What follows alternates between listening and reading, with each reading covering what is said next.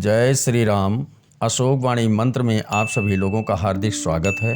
आज हम इस वीडियो के माध्यम से कर्म पर चर्चा करेंगे।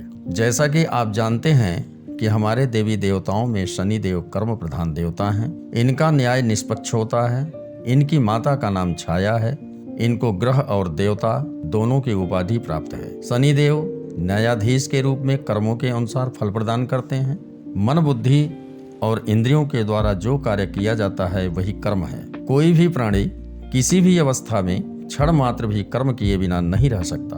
हम जो कर्म करते हैं अधिकतर 4 तरीकों से करते हैं। विचारों के माध्यम से, शब्दों के माध्यम से, क्रियाओं के माध्यम से जिसे हम स्वयं करते हैं, और चौथा ऐसी क्रिया जो हमारे निर्देश पर दूसरे लोग करते हैं। हम जो सोचते हैं, करते हैं, कहते हैं वह कर्म है। हमारा चलना, बोलना, खाना, सोना, उठना आदि कर्म के अंतर्गत ही आते हैं। मन, शरीर, वाणी के द्वारा किए गए कार्य कर्म कहलाते हैं। कर्म को बिना किसी लाभ व अपेक्षा के करना चाहिए। मनुष्य जैसा कर्म करता है वैसा ही फल भोगता है। किसान जिस प्रकार से खेत में बीज बोता है उसी प्रकार से फल भोगता है, अर्थात उसी प्रकार का फल काटता है। जो व्यक्ति भाग्य, ज्योतिष और भगवान के भरोसे हैं उन्हें भी कर्म किए बगैर छुटकारा नहीं मिल सकता। आइए कुछ कर्मों के बारे में बात करते हैं। नित्य कर्म जिसे प्रतिदिन किया जाता है, नैमित्य कर्म जिसे नियमित नियमशील होकर करते हैं, काम्य कर्म जिसे किसी उद्देश्य से किया जाता है, निष्काम कर्म जिसे बिना स्वार्थ के किया जाता है, संचित कर्म पिछले जन्मों के कर्म जो इस नए जन्म होने पर मिलते हैं, इस जन्म के कर्म और पिछले जन्म के कर्म आपस में मिल जाते हैं। छठा कर्म निषिद्ध कर्म, ऐसा कार्य जो करने योग्य नहीं होता। यदि हम अच्छा करेंगे तो हमें अच्छा ही प्राप्त होगा, इसमें तो संदेह करना ही नहीं चाहिए। हमें इतना सर्वदा ध्यान रखना चाहिए कि हम किसी भी प्राणी को शारीरिक, मानसिक और भावनात्मक रूप से कष्ट न पहुंचे। यह भी ध्यान रखना चाहिए कि स्वयं को भी शारीरिक, मानसिक और भावनात्मक रूप से स्वस्थ रखें। सभी को यही अपना कर्म समझने का प्रयास करना चाहिए। इस पर अवश्य ध्यान देना चाहिए कि मैं कौन हूँ, कहाँ से आया हूँ और कहाँ जाना है।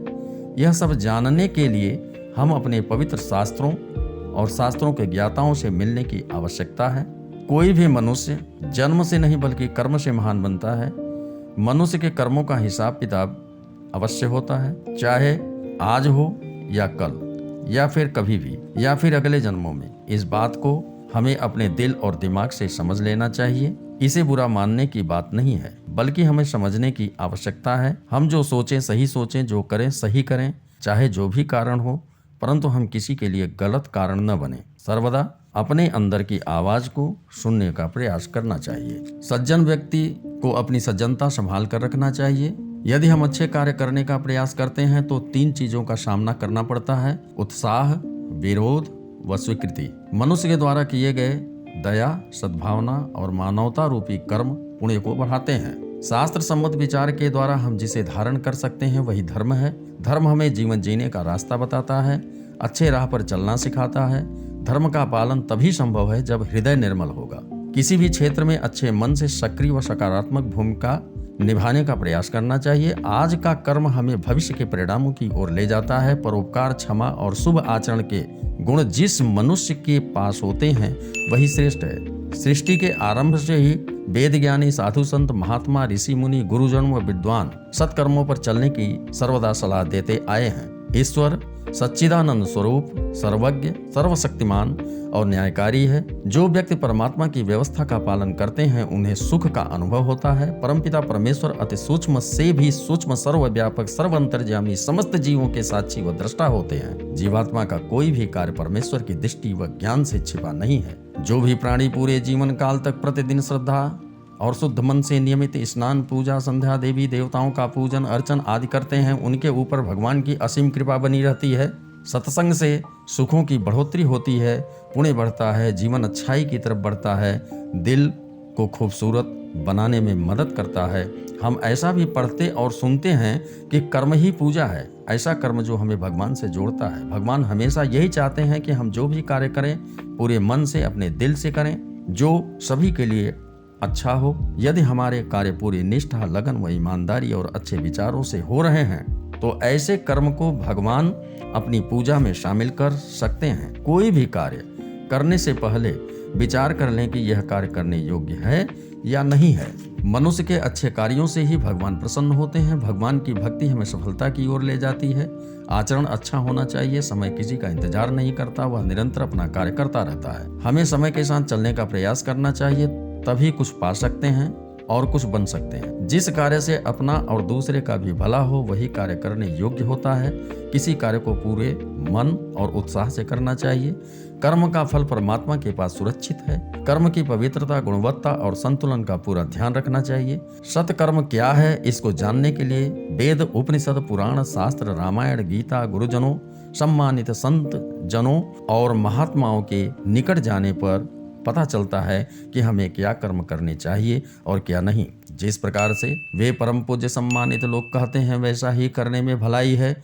ईश्वर विश्व के समस्त प्राणियों का कल्याण करें। केवल स्वयं के स्वार्थ के लिए किया गया कार्य संस्कार और व्यक्तित्व को बिगाड़ देता है। मनुष्य का कर्म ही शरीर, मस्तिष्क और आत्मा को गतिशील बनाए रखता है। व्यक्ति गतिशील है तो जीवन है।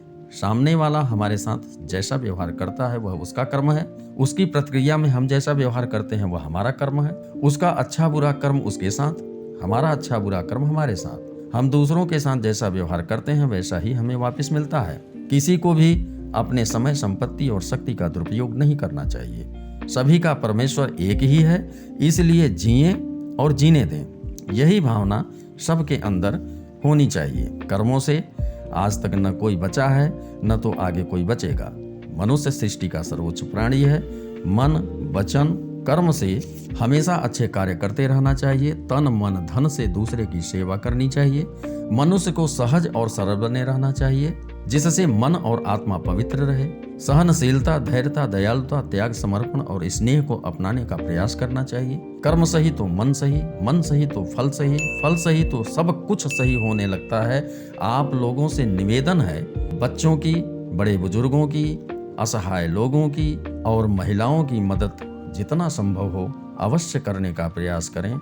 यहीं पर वाणी को विराम देते हुए प्रेम से बोलिए, सभी के माता पिता की जय।